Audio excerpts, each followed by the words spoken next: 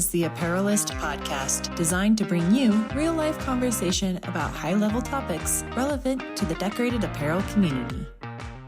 Hello, Apparelist family. So happy you can join us for another episode of our podcast. We are all about taking important topics to decorators and elevating them to new heights, diving a little bit deeper into what makes our industry unique. Today, we're taking a closer look at leadership.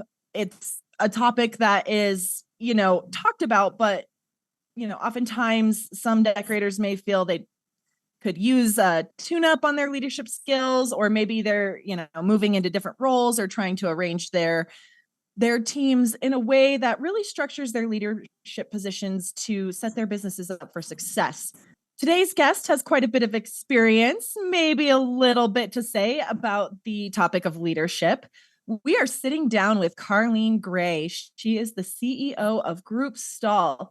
Going to hear a little bit about her journey into the leadership role, what experiences she's drawn from along the way. Carleen will share some insights for others in leadership positions, as well as maybe a few tips and tricks for those who are moving into leadership roles. Carleen, thank you so much for joining us. Thank you, Cassie, and thank you to the Apparelist. I'm happy to be here. I think a lot of people know Stahls. We've been around for 92 years. It's a third generation company. It is family owned. I mean, people have a personal relationship a lot of times with Ted Stahl. He is executive chairman. He's still around, and I still talk to him quite a bit.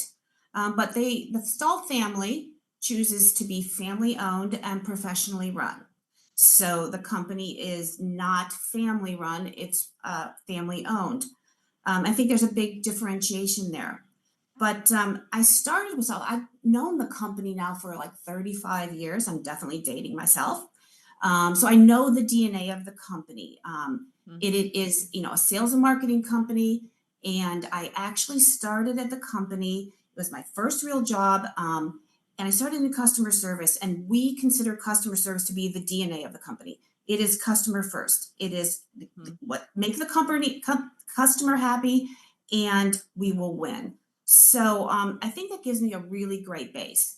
And I know our people. I really pride myself on saying I've known our people since before they were married, before they had kids, sometimes before they had grandkids.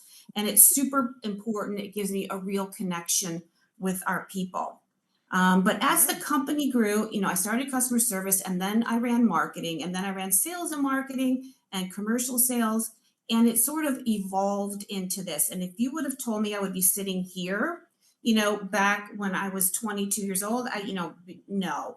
The company was then owned by Ted and Brian Stahl, and eventually Ted bought out his brother. But when I first came here, it was a smaller company. It was just Stahls. And then through acquisition and growth, and building the Hotronics line, it's a much bigger company. And then last year, in addition to being CEO of North America, I took on GroupeStahl Global. So it's an international global brand. So we could keep evolving and changing. But it was 2017 when the CEO position came up. And Ted started to approach me on this. And I was, I didn't jump at this. I was like, okay, I know the company, I know the people, I know the industry, but I see the CEO role as being largely financial. And I didn't have a financial background. So I spent a lot of time talking to our former CEOs and thinking about how I would work with a CFO. So once I got into the role, once I decided, okay, this is what I'm going to do, I ended up hiring a new CFO and understanding really what it took and how much the CFO and I could really drive the future of the company. Because I understood sales, I understood marketing, and the cost analysis side, the manufacturing side, and refining that helps us to bring the company to a new level. So that's really, sales and marketing, customer service background really is the best possible foundation that I could have. And, since 2017 and being unsure of myself, like literally saying, do I have what it takes? And to now, I say, no question. But it does really, really help me to have the connection to the people. I can't imagine this role, this office, I think there were 4 or 5 people, turnover every 3 years or so before I took this role, and I've been it now 7 years. Um, I can't imagine coming from the outside into this very complex company and this industry, and not knowing the people, knowing their skills, knowing their strengths. It would be a difficult thing, especially since we're in Detroit, we're non-automotive. It's a Right. very unique industry. It's much different than anything else around here. So the learning curve is pretty steep coming into the apparel decorating industry, no matter what. So it has really helped me to have that long background and learning and understanding of the company. So Absolutely. Find it really interesting how you were talking about you spent a lot of time with former CEOs. Maybe something that I know I personally didn't think about, as you're coming into a role. Yeah, why not pick the brains of others, understand the role a little bit? How would you say that kind of helped you develop your skill set going into this role? first of all, they're wonderful. The one of our former CEOs actually stayed on as a consultant to us. So he was magnificent, wonderful, beloved by all of us. Wonderful coach. And then the CEO that was in the position before me actually left to take his wife's company public, or sell it, I should say. And he stayed in contact with me. So he was very, very helpful. And I'm fortunate. Ted is a great mentor to me. You know what I Yeah. mean? So all of those things helped to get me comfortable in the role. And then we have a board of directors, and Okay. each one of them brings a different skill to the board. And they're, to this day, I use them quite a bit in helping me with different challenges or just business decisions. We're this last year we bought several different companies, and so Mhm. throughout the mergers and acquisitions sort of thing, they're wonderful in helping mentor me, and it's been fantastic. They're very supportive and encouraging. They ask a lot of questions, help me make decisions, and there's no second guessing, when I do these things. So it's been, I've got a great support system. And the other thing I want to really, really point out is, because I've been here so long and we have this legacy at Stalls of people staying here for their entire careers. We retire people after 45 years sometimes, even over Wow. 50 years. That doesn't happen in the world so much anymore. I have a team of executives that I know very well, and I am a sales and marketing background. I am highly collaborative. So people weigh in. I have a very close-knit executive team, and I am so very fortunate that they are credible, experienced, they help make decisions. I think the most important thing that I can do is support them and back the decisions. But at the end of the day, I'm accountable. I'm the one who makes the final decision, and I am accountable always for the final decision. And I understand that as part of my role completely.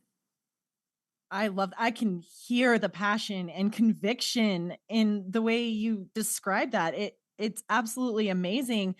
Um, which makes me want to ask you, how do you personally define a leader?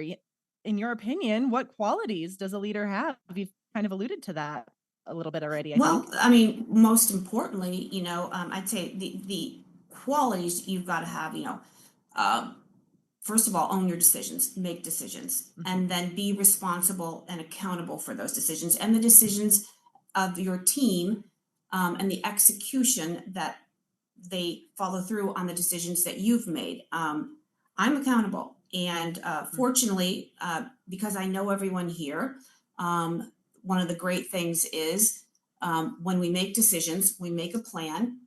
Um, I know who's doing what, I know what their skills are, and we can pivot when things need to change.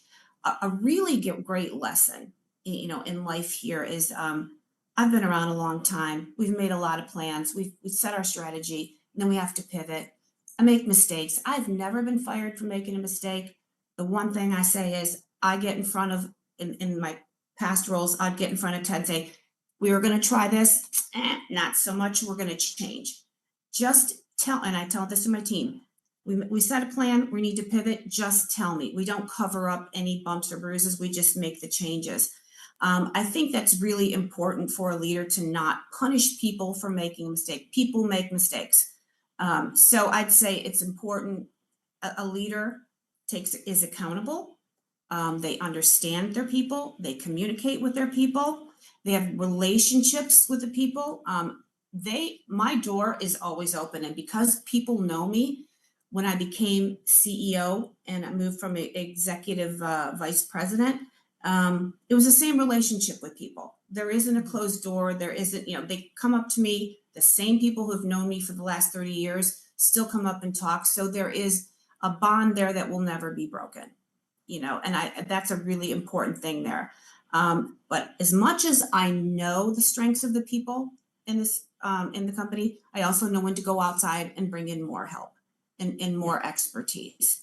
So I think that really it's leaders make decisions, they empower their people, they support their people. The most successful companies, and this is proven, are companies where people feel valued and empowered, and we definitely try to do that. My executive team, they're called the Wolf Pack. They are they love it. They embrace this. They are the people who move the needle, and we are accountable for setting the strategy and moving the company forward. There's a great deal of pride in that team, and I empower them. And we are changing the landscape of the company and the future of the company, and they know it. Oh, that's again, just I love hearing that passion behind it, and I think that's phenomenal insight into perhaps some facets of leadership that may not always shine through for some in a more obvious way. It makes me wonder, are these skills that you can acquire like through training? You mentioned that you've, kind of your history and your journey, but what's your take on, leadership training, classes, anything like that to help develop those skills?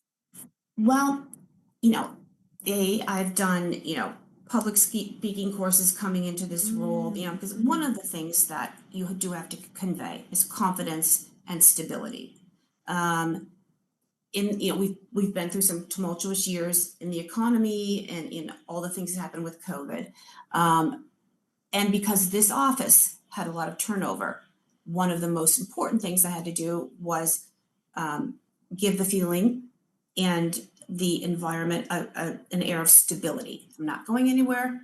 This is calm and stable, and I do a lot of communication that way. Super, super important. So a leader in this role, and it has to have the ability to communicate, to write well, to speak well, and also understand the industry. So in terms of continuing education, mentorship, I have an executive coach that I work with, and that is invaluable to me because as things change in the world and we're given all sorts of dynamics to work with, it's good to have an outside perspective. So not only do I have still mentors within the industry and my community and TED, I have an executive coach that gives me a lot of input. I've done executive courses in management at Chicago Booth. And that to me was something very important because I was dealing with people from outside industries, like food industry, the oil industry, government relations. And my takeaway from that was just eye-opening because they're dealing with unions, they're dealing with government officials, elected officials. And I thought, my heavens, all I have is family ownership and our own people, and we control our destiny. We are so very, very fortunate here. And things like that are extremely important. I'd say get out of your own environment and do other courses, go and experience other industries. It's extremely, extremely important to do those things.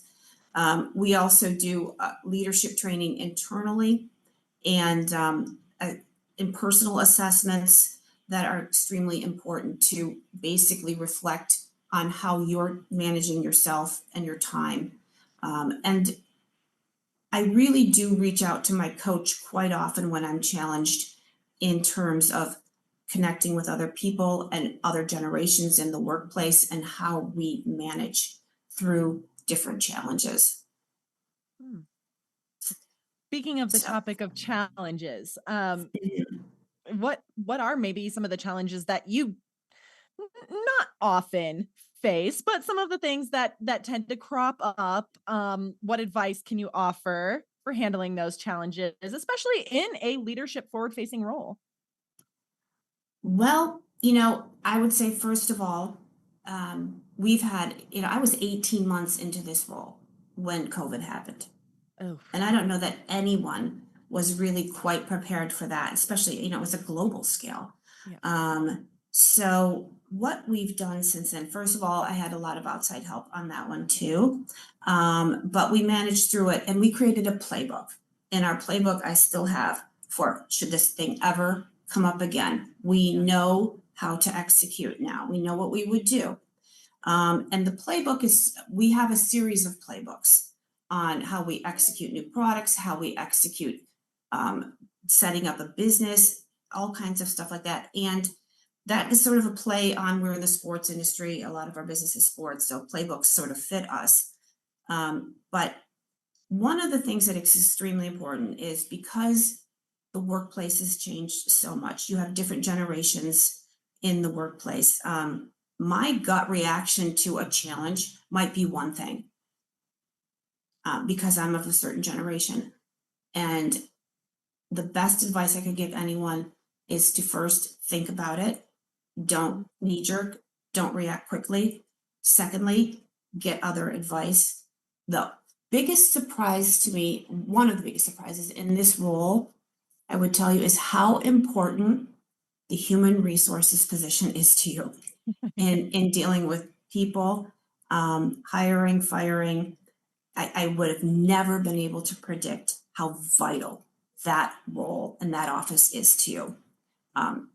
Just incredible. So getting the advice and the legal input from that office has been critical to me in this role. So anyways, don't react, get input from legal, from HR, whatever the situation has to be, because your background, your experience, your personal beliefs cannot lead you to the correct decision all the time. And you have to table whatever, a lot of times, your personal beliefs and make the best decision for the company. Mhm. So, Which and like I said, there is a certain culture here. It is a family-owned company. And I maintain that. We take care of our people. We go above and beyond. But then again, there are certain challenges where you do have to follow outside governance. Sure. So, Yeah. And yeah. and I think that can be a challenge in and of itself, maybe to us as people, is to, set aside those personal beliefs, evaluating when to get that outside help and things like that. Very interesting perspective. You talked about not no one was prepared for COVID. That was No. just like a swing out of nowhere, a global punch. COVID aside, any scenarios you've encountered that, might have taken you by surprise in the role? Yeah. Yeah. Just the emotion that people have regarding certain subjects. Sure. You know, just the things that people take personally that I am stunned by, and I can't show the emotion, obviously. Um, it the different generations working together in the workplace, the evolution of work from home and hybrid. You know, it it really has been a challenge to keep everyone happy. I will say this, and I would recommend this to any company. We do an employee satisfaction survey, Ah, and that will tell you a lot about what's happening in your workplace. We do have production staff at our plants, and then we have salaried employees. And like any place, the production staff has to show up every day. Yeah. And then you have hybrid workers and you have work from home. So what comes out of those things is we have a huge engagement, huge percentage of engagement, which is phenomenal. The assessment company that we use is like, this is an incredible level of engagement. What our people want is to feel valued, of course. They want a career path. They want to know where the company's going. They want to understand what their future can hold. And I would recommend to anybody, any CEO position, to always know that's the heartbeat of the company. Understand what they're telling you. Because at the end of the day, you don't want turnover. You don't want to constantly because that's an expense to the company. So the things that show up in your employee engagement survey will take you by surprise at times. And so I would recommend that. That's a big learning experience for me. And the things that people take very personally, which may be policy, standard policy, can be challenging to address one-on-one. But other than that, I think we are very accommodating as a company. So far, I've said a couple of things that I'm very, very passionate about. On my watch, we have a very secure company. We have our own security staff, and our cybersecurity policy has been strictly enforced. I've said on my watch, I do not want a cyber break, and I don't want to ever have to experience workplace violence. Yeah. And so the security of the company, both from an IT standpoint and from the physical security of our people, is extremely important. It's extremely important to the Stahl family too. So those are just things that we've put in place and we care deeply about. And before this role, those things were not front and center to me, but of course they are now. It's a completely different perspective. In former roles, you're looking at the customer, you're looking at sales and marketing. This role, you stand back, you've got production employees at all areas of the company in all states that you're in and internationally. So you start thinking about a lot of different ways, and those are challenges that were not present in former positions in the company. So, and you really do have to think about every decision and how it's going to affect every person in the company. Ted likes to say to me, do you realize how every decision you make affects the families and the lives of the people in the company? Yes, I do. Yes, I do. So, but fortunately, we've guided this ship so far very well in a completely dynamic and ever-changing industry too. So right. It's definitely challenging on a daily basis. So wow, so impactful. I think that even people maybe not in a full-blown leadership role could take away something from that, because again, how you said it, think about how your decisions impact the entirety of the company. Extremely impactful.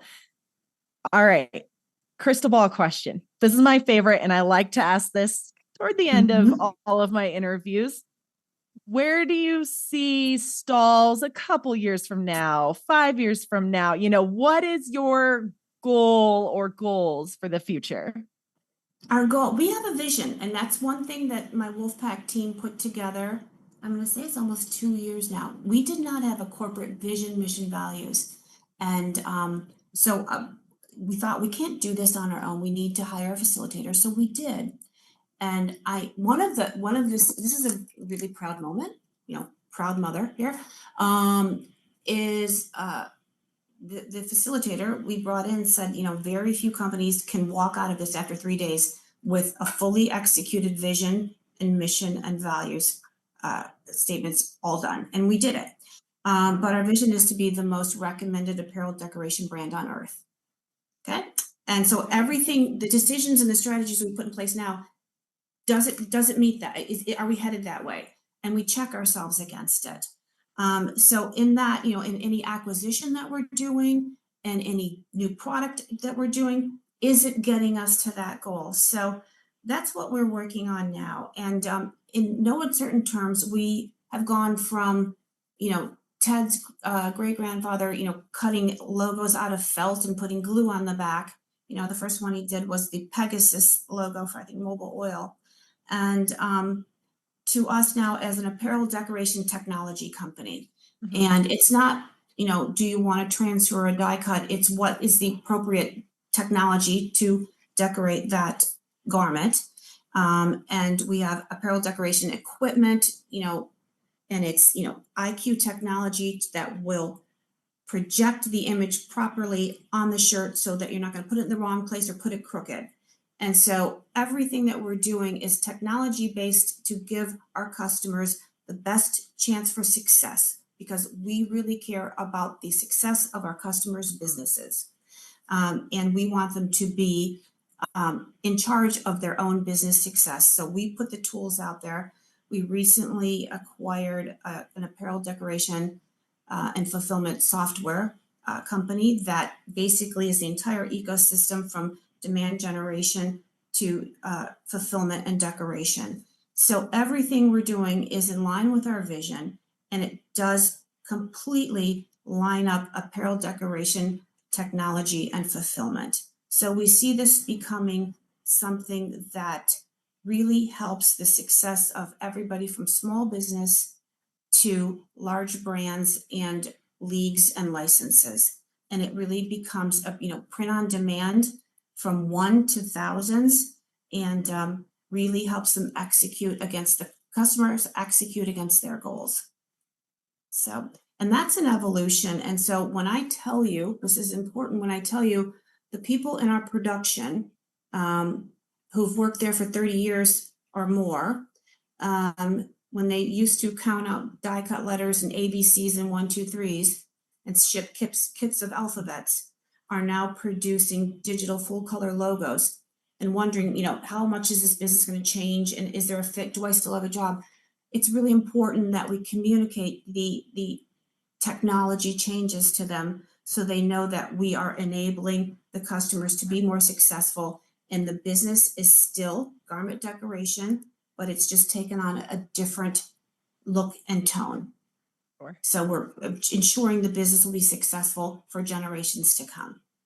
Absolutely. And again, a very good quality is that forward thinking, evaluating the needs of the industry, your customers, and making sure you meet those needs in a forward thinking way. I love that so much.